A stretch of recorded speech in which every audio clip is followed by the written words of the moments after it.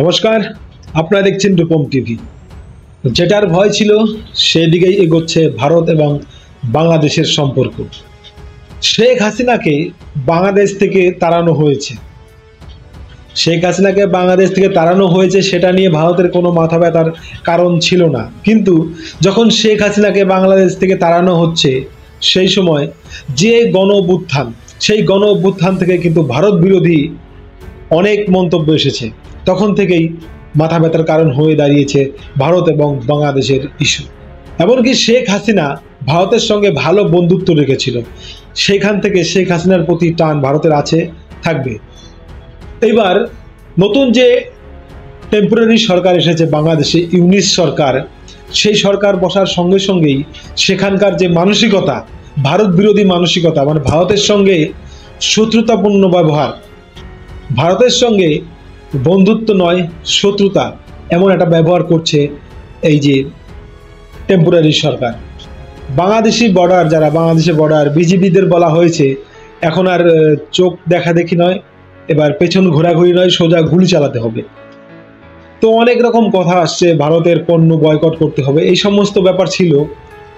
কিন্তু এরই মধ্যে এমন ঘটনা ঘটে গেল যার ফলে কিন্তু যুদ্ধের একটা বড় কারণ হয়ে দাঁড়িয়েছে, যুদ্ধ বাঁধার একটা সম্ভাবনা দেখা দিয়েছে। আর তাছাড়া বাংলাদেশের কিছু অনুপ্রবেশকারী ভারতে ঢুকতে এসে গুলি খেয়ে মারা গেছে দু একজন, সেটা নিয়েও একটা উত্তাল পরিবেশ।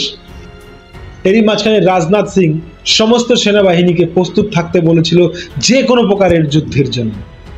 তখন থেকেই ধরে নেওয়া হয়েছিল ভারত কিন্তু কিছু হলে কিন্তু যুদ্ধ করবে।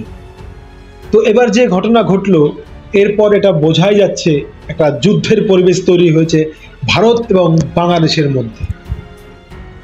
দিনাজপুরের একটা বর্ডারের ঘটনা, বিদাল বর্ডার না কি নাম, সেইখানে কিছু অসামাজিক বাংলাদেশি কট্টরপন্থী বলুন আর যাই বলুন, তারা এক বিএসএফ জওয়ানকে কিডন্যাপ করে নিয়েছে।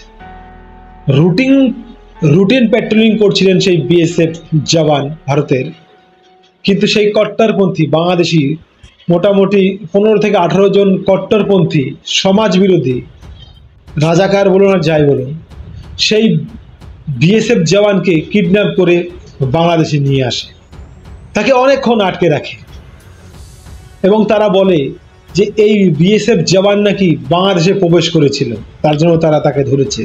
এবার বিজিবি, বাংলাদেশ বর্ডার গার্ড যারা, তাকে আটকে রাখে, অনেকক্ষণ আটকে রাখে। এই খবরটা জানাজানি হতেই বিএসএফ বাংলাদেশের বিজিবিকে ফোন করে যে ইতিমধ্যেই সেই জওয়ানকে ছেড়ে দিতে হবে, তা না হলে বড় কোনো ঘটনা ঘটতে পারে। আর বাংলাদেশ এই ভুলটা করলে বা কিছু একটা ভুল হলে 2001 সালে যে ঘটনা ঘটেছিল সেটা আবার রিপিট হতে পারে এবং শেষমেশ বাংলাদেশের সঙ্গে একটা বড় যুদ্ধ ঘটতে পারে। এবার 2001 সালে কি ঘটেছিল সেটা আপনাদের সামনে বলছি।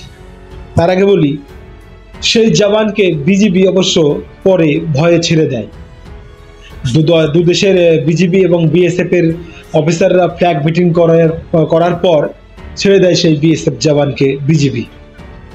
কিন্তু সাহসটা দেখুন, বিএসএফ জওয়ানকে ধরল কারা? বাংলাদেশের কিছু গুন্ডা, 15 থেকে 18 জন কট্টরপন্থীরা। বিজেপি কিন্তু ধরেনি। তার মানে পরিস্থিতিটা একবার ভাবুন। তো এবার আপনাদের বলে আসি 2001 সালে কি ঘটেছিল। 2001 সালে যে ঘটনাটা ঘটেছিল পডুয়াগ্রামে, সেখানে 800 থেকে 1000 বাংলাদেশি বিজেপি ভারতের ভেতর ঢোকে।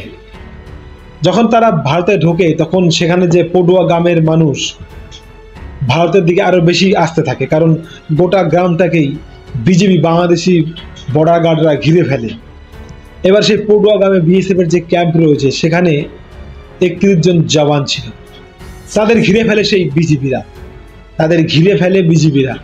এবং যেটা শুনতে পাচ্ছি, সেই বর্ডার গার্ড বিজিবির সঙ্গে সঙ্গে বাংলাদেশের প্রচুর সিভিলিয়ানও এসেছিল অ্যাটাক করতে।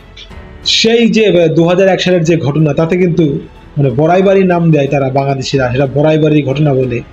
সেখানে কিন্তু 16 জন ভারতের বিএসএফ মারা গিয়েছিল এবং যে ভারতের বিএসএফ যে মারা গিয়েছিল তাদের কিন্তু অমানবিকভাবে অত্যাচার করে মারা হয়েছিল, চোখের কাছে বন্দুক ঠেকিয়ে গুলি করেও মেরেছিল। এবার সেই লাশগুলো বিএসএফরা কিন্তু বাসে বেঁধে লাশগুলো নিয়ে এসেছিল, এমন দৃশ্যও দেখা গিয়েছিল। তো পরে আর কিছু হয়নি, পরে ভারতের তরফ থেকে আর বেশি অ্যাকশন নেওয়া হয়নি এই ঘটনার পর, কারণ সেই সময় পাকিস্তানের সঙ্গে ভারতের একটা যুদ্ধ চলছিল, কার্গিল হয়ে গেছে কয়েকদিন আগেই।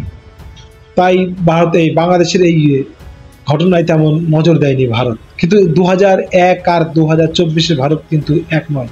যা পরিস্থিতি, রাজনাথ সিং জয়শঙ্কররা যে ইঙ্গিত দিয়েছে, তাতে বাংলাদেশ যদি এখন সামলে না যায় তাহলে কিন্তু বড় একটা যুদ্ধ হতে পারে, আর সেই যুদ্ধে বাংলাদেশের কিন্তু বড় ক্ষতি হবে, কারণ ভারত কিন্তু এই মুহূর্তে বড় একটা শক্তিশালী দেশ।